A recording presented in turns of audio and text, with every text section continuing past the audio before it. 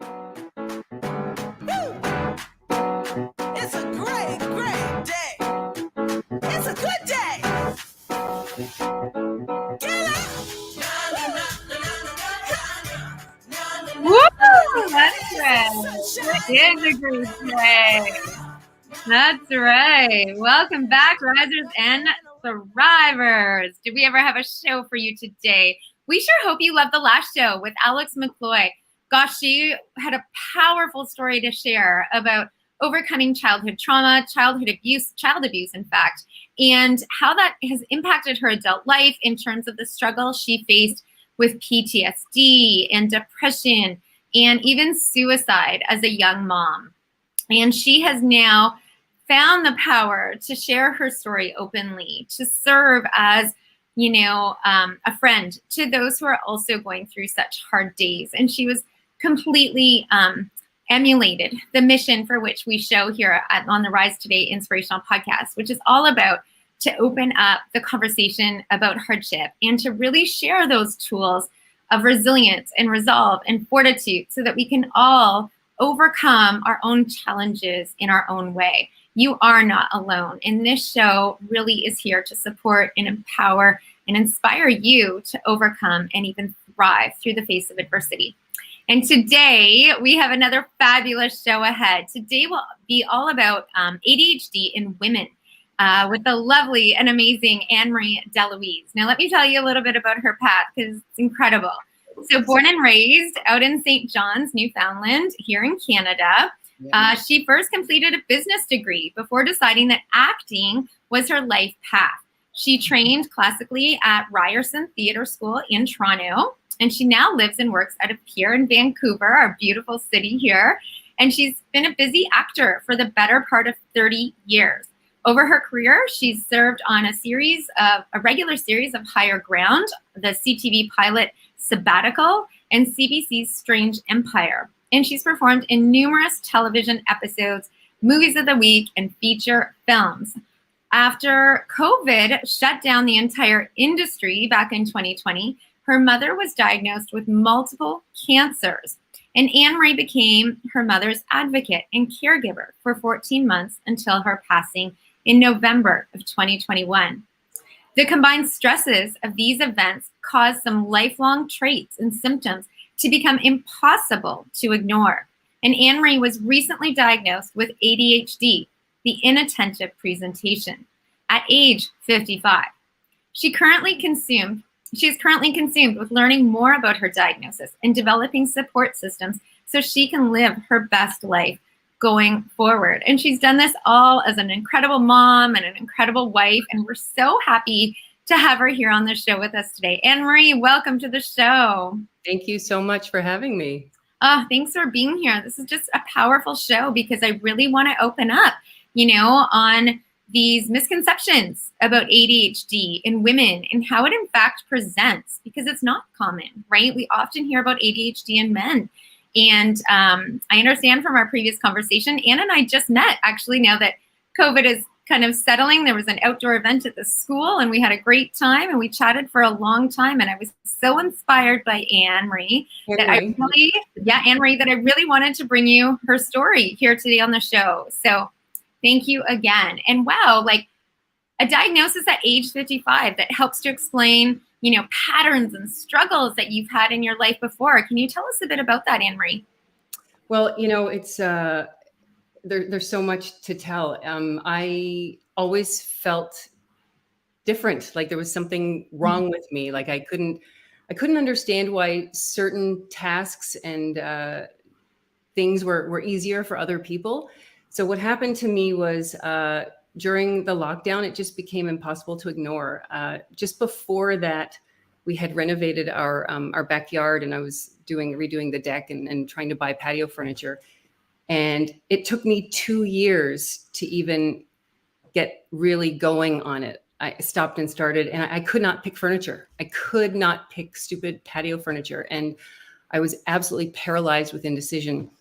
And I just thought, well, this can't be normal. But I was overwhelmed most of my adult life, and I have a pretty wonderful, easygoing life in the sense that the work as an actor is intense when you get the work and it's, all consuming for short periods of time, but a lot of my time is still free. So I'm sort of a stay-at-home mom plus, an actor, because a full-time actor, you're auditioning a lot of the time and you're trying to get work.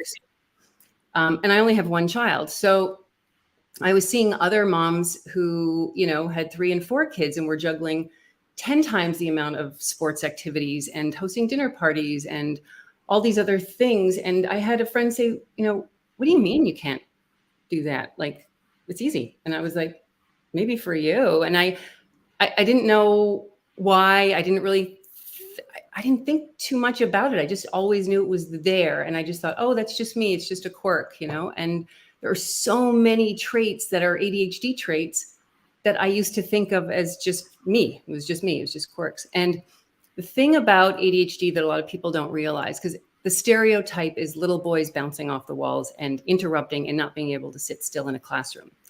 And because of that, a lot of women go undiagnosed for a very long time.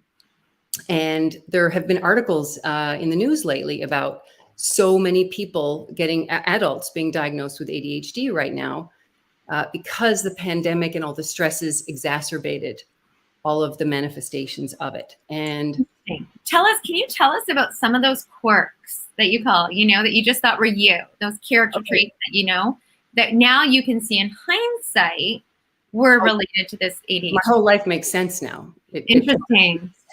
So as a student, I did well as a student, and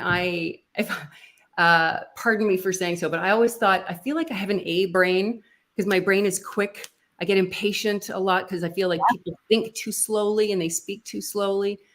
And I got, B's, B pluses, some A's, but it really took a lot of effort for me to do that. And I was the world's worst procrastinator. So I always used to say, oh, I just work really well under pressure. So I would leave any essays, studying for tests, everything to the very last minute.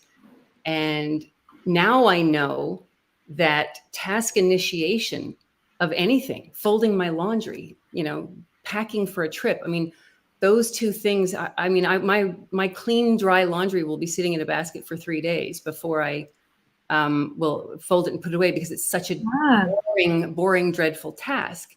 And I'm popping all over the place because that's how my brain works. So no, keep going. I like the popping. Okay. So so an ADHD brain, there's 2 things. It's a lack of dopamine for the most part. And it can also be a lack of serotonin. Now, I am by no means a medical professional, so take everything I say as like a secondhand research. It's what you've learned though, and you're kind of the expert in this now too, which is great. So it's basically a lack of dopamine, which is our pleasure-seeking neurotransmitter, right? So when you are on social media and you see something you like, or you get a like, or you get a hug, or you do something that's pleasurable to you, a fun activity, your brain releases dopamine. And in an ADHD brain, there's a lack of dopamine, but there's also these receptors where the dopamine lands and latches onto. And so you can have either not enough dopamine, not enough sticks to the receptors, or both. And so you get bored very easily. You're very impulsive, risk taker. There's so many other things. But before I go any further, I just want to say ADHD in the old days, the type that I have, it's called inattentive presentation. And that is, I think, more common in women. And it's the reason it goes undiagnosed is because it's so hidden and we mask it very, very well. So the inattentive presentation is more the daydreamer. So my brain is bopping around, like my brain is, my thoughts are, I have 50 different channels open and somebody else is holding the remote. So ADHD is not a lack. It's a misnomer when they say a deficit of attention. The problem is you can't control you can't, sorry? You can't focus that attention. You cannot control what you're focused on or for how long. So somebody else, like my thought will go from here to there. So by the time I walk to the office to get a document out of a filing cabinet, I've already been thinking about groceries I need to pick up and an appointment for somebody else. And by the time I get there, I go, why did I come in here? And so a lot of people will say, oh yeah, I do that. I forget things. I'm messy, I'm disorganized, I'm late, whatever. And those are all the stereotypical traits of an ADHD brain. But if you have more of them and they are causing a problem in your life, then that's sort of what leads to a diagnosis. And also, oh my gosh, I can't focus right now because I'm so excited.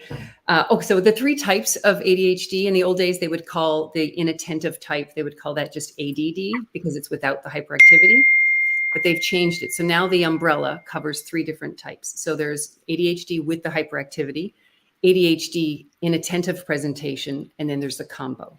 So some people have both. I see. And the hyperactive type is more visible and more noticeable. And that's why because boys tend to express it more, in a hyperactive, can't sit still, running around, interrupting.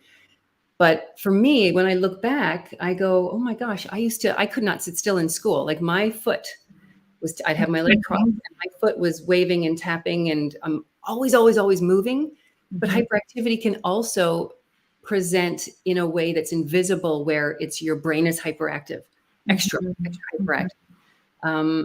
So there's, the best way, it's different I think in every province and certainly in the United States, but I was diagnosed because I had read the inattentive presentation description a few years ago, and I thought, oh, I have that. That's me. But I didn't think it was causing me any problems. So I just thought, oh, that's just a cute label thing that describes my personality, but I don't need to do anything about it. And then during COVID, I was speaking to a friend who she confided that she had ADHD. And I said, I think I have that, the inattentive type. I read it a few years ago, but it hasn't really, bothered me or whatever. And then she said, well, we had a conversation about it. And then I started sort of connecting the dots and going, oh, that's why I have like panic attacks trying to plan a dinner party, because there are so many steps, and so there were all these things. And that's why I have decision overwhelm. And that's why I feel like I can't even run my household and have one child, but I'm crying because I can't get 2 or 3 things done in a day. And the more I thought about it, I thought, maybe I should find out and just see what this all means. And so let's pause here for a sec. Let's pause here, because you've covered a lot of turf. And I think this is all really powerful in the sense that, you were aware of your struggles, right? Mm-hmm. But you kind of just, brushed it on the carpet saying, this is just me. This is kind of normal. But you did have a curiosity about it. I did, but I had a lot of support. Ever since my son was 10 months old, I had a nanny. So I was super fortunate. And then even after the nanny went off to go to school, I hired a personal assistant. I had a personal assistant for 6 or 7 years because I couldn't function, but yet I didn't clue in that this is not normal, that, I'm at home most of the time and I still can't get 3 things done in a day. Like it was incredible looking back on it, right? We now have the answers now. So hindsight is always 20/20, but this process was really initiated. And I want to really emphasize this to our audience, because her diagnosis and all of these answers that have subsequently come and show that we'll talk all about, but this was all sparked by a curiosity that she had in her own step to do research into that area. And then openly talk about it and share her story with a friend. And it was all these steps that lined up. And we talk a lot about proactive health. These are proactive steps that Anne-Marie has taken, right, to find the answers. And at the end of the day, we can have all of these medical insights. We can have all of these professionals. We can have Dr. Google at our fingertips. But at the end of the day, we have to be the hero in our own story. Only we can find those answers for ourselves. And I really wanted to highlight on what Anne-Marie did here, because it's really powerful that she took back the power that she has to control her own circumstance. Even though she's, adapted to this her whole life and she's kind of accepted this, she still had these questions and she followed up on it. And that is where changes can really happen. And that is where success can come from. And that is where we can overcome and we can share our stories. And Anne-Marie is a fabulous example of that. So I just really wanted to point that out. Thank you. I just wanted to say, I'm just going to say two things now. I can't remember what they are. So when I got diagnosed, I had gone to a psychologist that this friend told me about, but then I found out that wasn't necessary. So my GP your GP in British Columbia, at least, can diagnose you. And the other thing I wanted to say was that I have an ADHD coach now who's helping me sort of navigate all this and have a lot of realizations about everything. And he says that, or maybe it was, I read it somewhere, but having ADHD is not a gift. Like, it is a mental disorder. But the diagnosis is a huge gift. 100%. Because now, and I just want to go on the record saying I have zero shame around any sort of mental health, topics, issues, labels, all of it. I think labels are just a means of communicating a set of traits or behaviors or whatever so that it's easier to communicate about a condition. And I believe, it's up to everybody how they want to get support. There's a combination of research, just learning about ADHD and everything suddenly making sense is the first step. And even when you understand it, it helps so much. You just feel better about yourself, because there are a lot of people suffering and being treated for anxiety that might actually have ADHD, because ADHD causes anxiety and depression, because the stories that we tell ourselves about ourselves are that we are less than, we are not good enough, we can't function well, we're lazy, we're not reaching up to our potential, we're disorganized, we're always late, we're horrible people, we're disrespectful, because even when someone says, you're always late, stop being late, or, oh my gosh. So the rate of divorce among people with ADHD is statistically higher than the average. And this is a horrific detail that terrified me. People with ADHD on average have a shorter lifespan of 20 years because so many people get in car accidents because they are distracted. Interesting. So pause for a second and do some more powerful stuff that we need to digest and let the listeners catch up with. So just to summarize some really great key points that she just talked about, she said ADHD itself is not a gift, but gosh, the diagnosis is a gift. And that's powerful right there, because at the end of the day, knowledge is powerful. A diagnosis can be hard for any of us to navigate, to process, to digest. But at the end of the day, you have to switch your mindset to realizing the power that lies in that diagnosis, that can come with the information, that can come with you taking back that control and making changes in your life that then impact your ability to succeed based on the knowledge that you're given in that diagnosis. She also talked a lot about how we can, as women, mistake anxiety and depression that we may experience from the self-judgment of the ADHD itself, but how this ADHD itself in women might be actually misdiagnosed as anxiety or depression because of the self-judgment that we impose on ourselves as a result. So all super important there. So we've got a question that came in. Do you have any tips on working towards goals with ADHD? That's great, Jack. You knew exactly the direction we're going next with how this diagnosis has served Anne-Marie and what treatment and what options are available for working towards these goals. So let's shift the conversation towards that, please, if we can, Anne-Marie. So how has this diagnosis now helped you in everyday living now? And what are your goals in terms of taking this knowledge with ADHD and continuing to empower yourself moving forward? I think the question might have been around actual goal setting, like how do you set goals? A lot of that is executive functioning. And so once you start realizing what ADHD is, there's a lot of information online and certainly on social media about different tips and tricks. And, everybody is different. I used to be very old school paper, and then I switched to an online calendar, an app called Cozy, and it's a family app that we use to share all of our appointments, and so we don't double book things in our family. So I completely let go of my paper journal and daytimer to go on to Cozy, and then I would forget to look at Cozy, and I would go to bed, get up the next morning. I go, oh, I don't have anything to do today. But I would, my husband would look at it and he'd go, aren't you supposed to have a breakfast with your friend an hour ago? And I'd be like, oh my God. And then, so I had to sort of train myself and I have Post-its now everywhere. My husband has been probably codependently supporting me so much over the last few years, because before we even knew that I had this, diagnosis. And, so in terms of executive functioning and planning and goal setting, I'm a big goal setter. I'm a big believer in manifesting and focusing on what you want. So I've gone back to paper.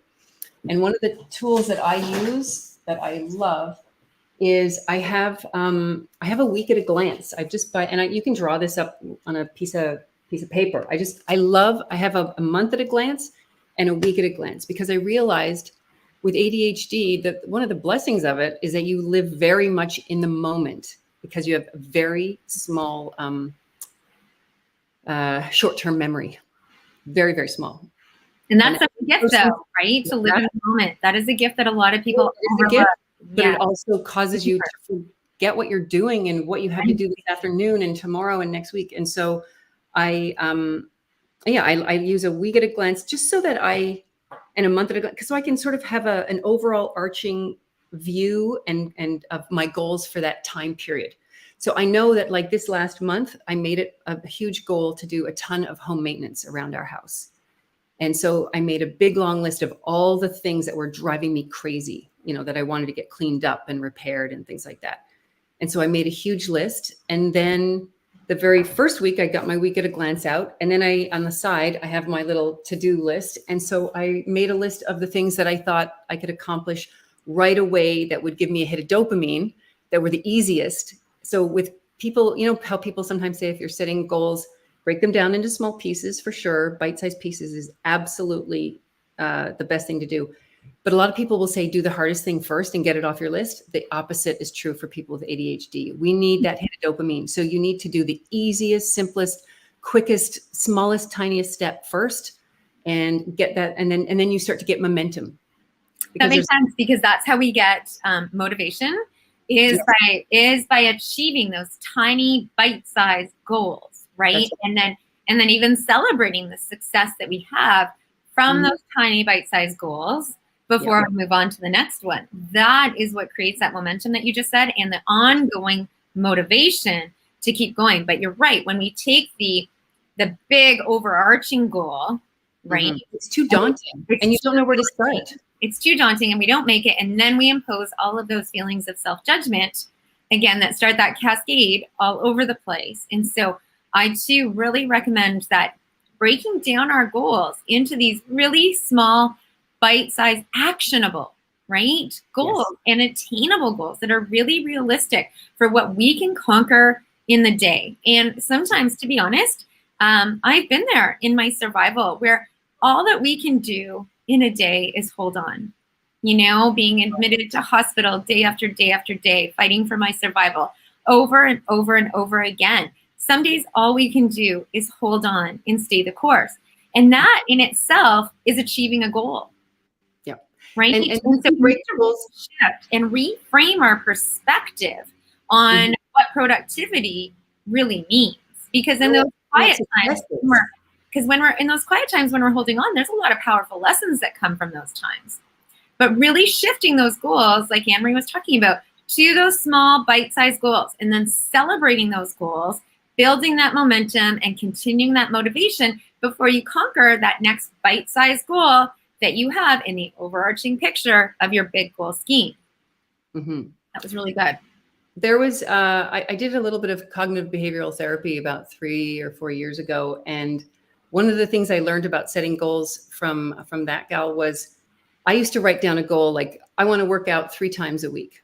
And I thought that was a very realistic, reasonable goal. But if I didn't work out, if I worked out twice, I had failed at my goal. So she taught me, she said, no, you write down, I want to work out 1 time this week. I want to work out 1 time. I want to work out 1 time. You write it out 3 times. So even if you only work out once, you get to check that off and you go, I achieved that goal. And every single, check mark, every single little tiny piece that you achieve is a success. And it can't be all or nothing, because the all or nothing thinking will cause you to give up. Yeah. And be proud of yourself for those small, achievable, bite-sized goals. Give yourself a tap on the back. Go out and celebrate, because that's or have the reward at the end of the day. Like, I know that I will get lost on Twitter for 4 hours if I get there and sit in front of my computer first thing in the morning. So if I say, okay, do you know what? I'm going to let you go on Twitter, Anne-Marie, at the end of the day, if you get these 2 or 3 things done, and so then I just put that off and go, I have a reward at the end, something that will give me that dopamine hit. 100%. I don't recommend food goals as a reward for those, but yes, any kind of reward, like for me, it's going for a walk, or for somebody else, it might be watching a movie, or, whatever that is. Sitting in the sun for me is a big reward, even though I'm a girl with skin cancers. But you know what I'm saying? Like, find those things that are really deep and meaningful to you as your reward, and follow through with that. That's huge. And I love the paper calendar. I too am the same way. I'm old school. I need to see it. I need to see it all laid out. I'm sure the younger generation, they're just killing themselves laughing at us right now. But that's another thing about ADHD. Out of sight, out of mind. Now, here's a weird thing. I have had old friends who lived in different provinces over the years, like 20 years ago, basically say, I can't count on you to keep in touch. Like, I'm really hurt because you're not reaching out, blah, blah, blah. And I've heard that. And I've felt that about another girlfriend who lives out east. Like, you don't make the effort and all that. And I have learned that with ADHD brains, out of sight, out of mind. It's that way with objects. If I have, fresh vegetables in a drawer in my fridge that I can't see through, it doesn't exist. And if I have a friend who lives across the country, I forget they exist. And I know that sounds absolutely insane, but I will go months. And unless their name comes across, up in my address book, or something triggers a memory or a thought of them, I will forget about them for months and months and months. But that too is powerful that you just shared that, because on the other end of it, that friend can be like, what have I done so wrong? Right? Yeah. Why does she not want to reach out to me? What have I done? We've all been there, right? Thinking, why have I been ghosted, or whatever, why is she not, what have I done wrong? Right? But really, you're sharing what's so true. It's not about us. It's so much about what other people are going through, but we take it personally. But opening up the conversation about it and being open about our struggles is why this is exactly so important, because then that shifts that conversation between yourself and your girlfriend, who your girlfriend's feeling left out and hurt, but that shifts it from a point of judgment to a point of compassion, which really opens the door for more communication about it. Right. And so that openness, we all feel shame, over these diagnoses or over these struggles that we face.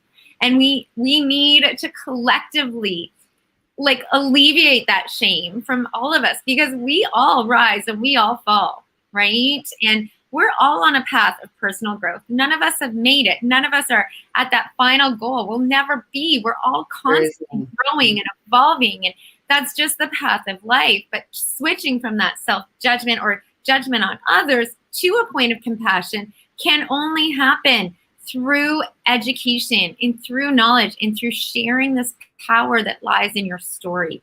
So I think that's a really important point. That's why I say to some friends, I am telling anybody who will listen about my new ADHD diagnosis, because I feel it's so underdiagnosed, and people are living, desperate lives of frustration and anxiety that they don't need to be.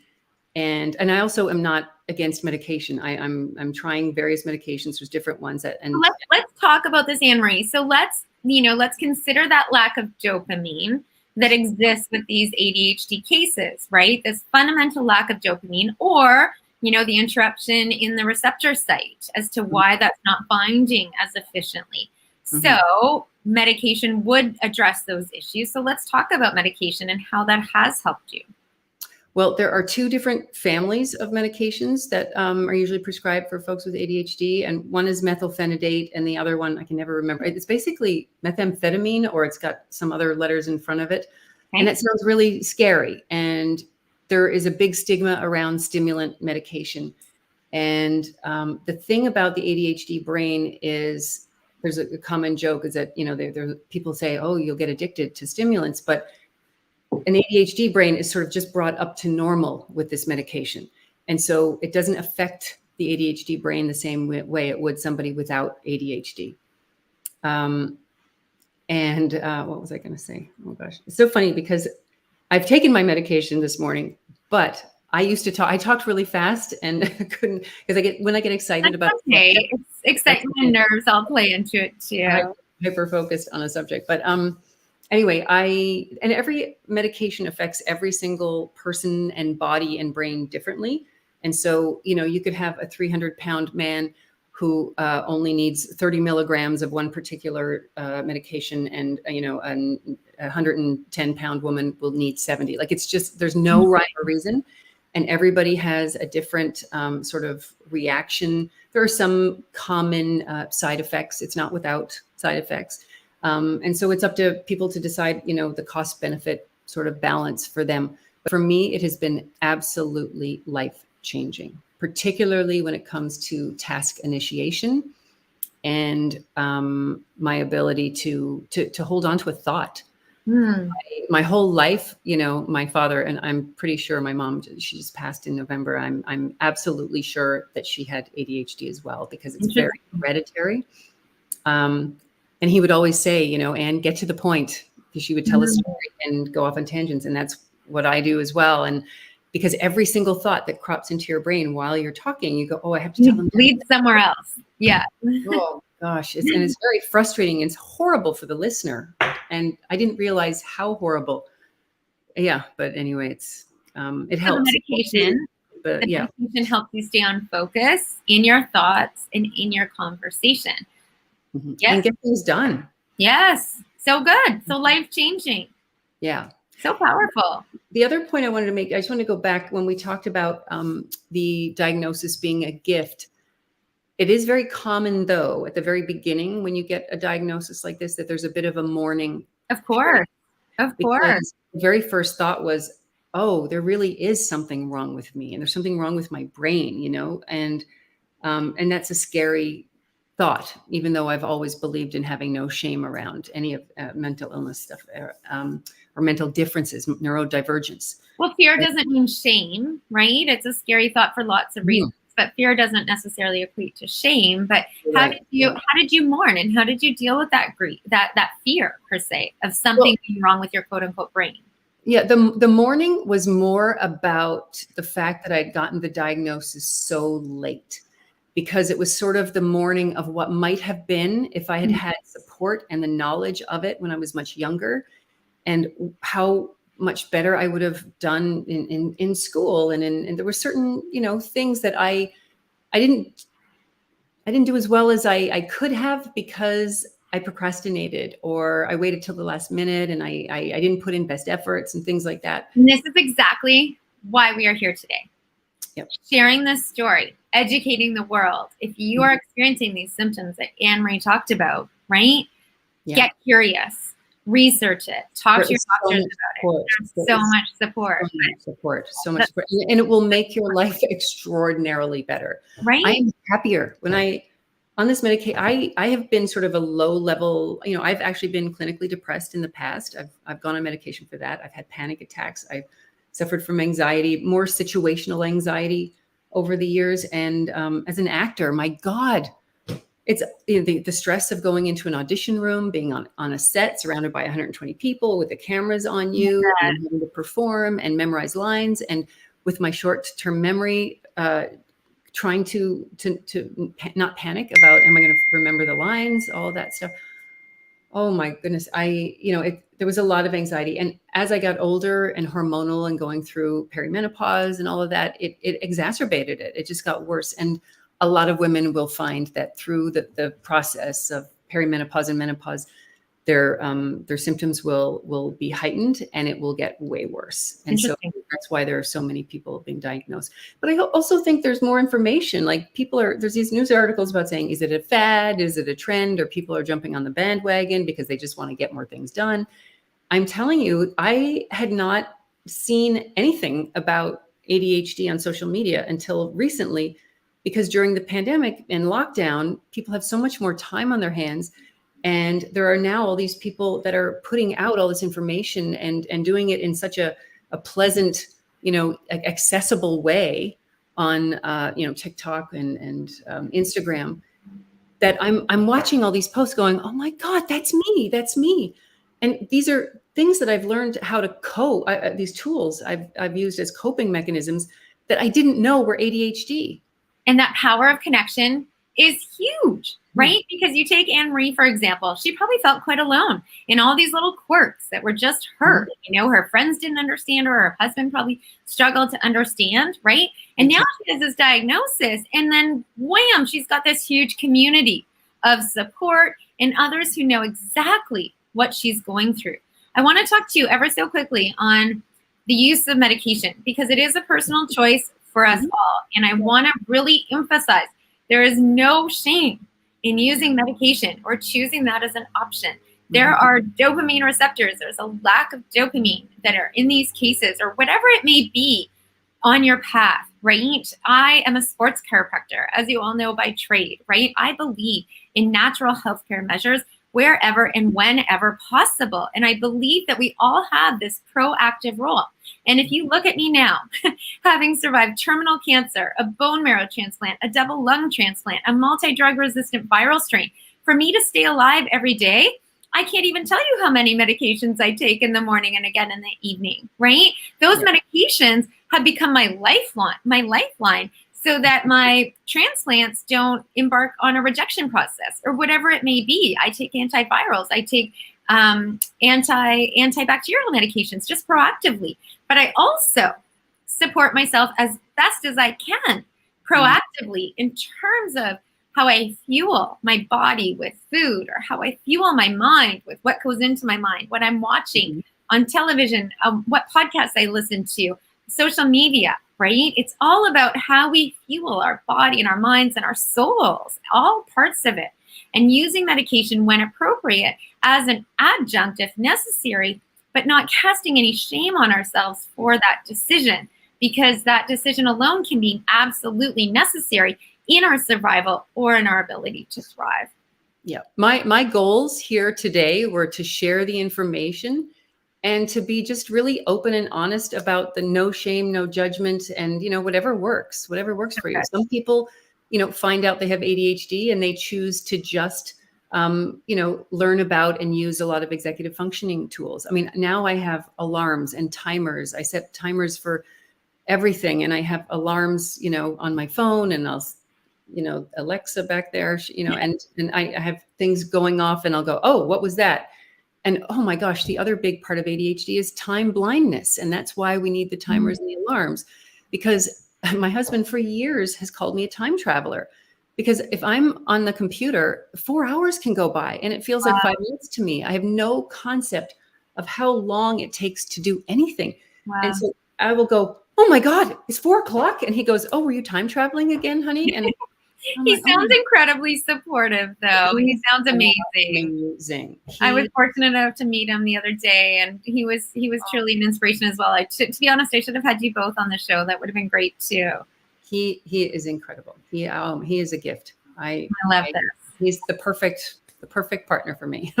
Anne-Marie, in closing, can you share with our listeners any last tips, any best advice, any actionable changes that they can take from our conversation today to really be inspired, be empowered on their own journeys, and feel supported? I would Google and reach out. Like I just started typing in, for me, it was ADHD, but other people might have other symptoms that they wonder about, and there's so much that we just don't know yet. And there's a lot of new information being shared. And so I just started, there's a YouTube channel. Jessica McCabe has a YouTube channel called How to ADHD. and it's wonderful, very accessible, really great short bites of information. I would just say research, ask questions, talk to your doctor. You know, I shared my diagnosis with a very close friend within the week after it happened. And she was like, tell me about that. And I started describing all of my symptoms and traits and all of these things that I was doing to cope with ADHD before I knew I had it. And she started staring at me, and she was going, a lot of this is resonating for me. And within the week, she went to her doctor, and she had a lot of these traits and did not understand what was happening and had been searching for answers for years and has some autoimmune issues and some other health things. So they thought it was a physical thing that was going on, but it was, and it is, you know, in the sense that it's in your brain, but they weren't looking there. Right. And by me sharing my information with her led to her diagnosis. I have another bestie in Toronto who I hadn't caught up with in months. And we spoke, and I started describing to her. I said, oh my God. She's like, what's new? I said, I got diagnosed with ADHD at age 55. And she was like, really? Oh my gosh, tell me.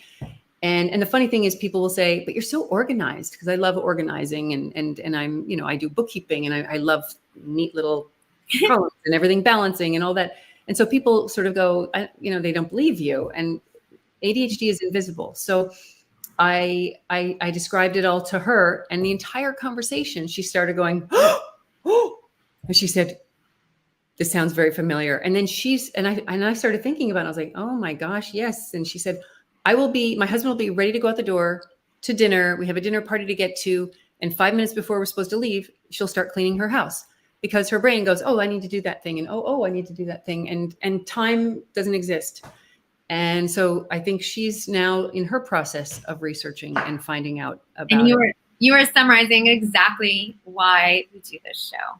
The power of storytelling is huge. It connects us, and it makes us feel so much less alone in the face of our own individual struggles. So Anne-Marie, silence. Yes, you know? Anne-Marie, talk, ask questions, talk about it. Yes, Anne-Marie has shared some really powerful tools with you, risers and thrivers. And I hope you stay curious about your own health and wellness. I hope you educate yourself. And I hope the show inspires you to become the hero in your own story. Thank you so much for being with us, Anne-Marie. Risers and thrivers, we will see you next time. All the best, everyone. Thank you.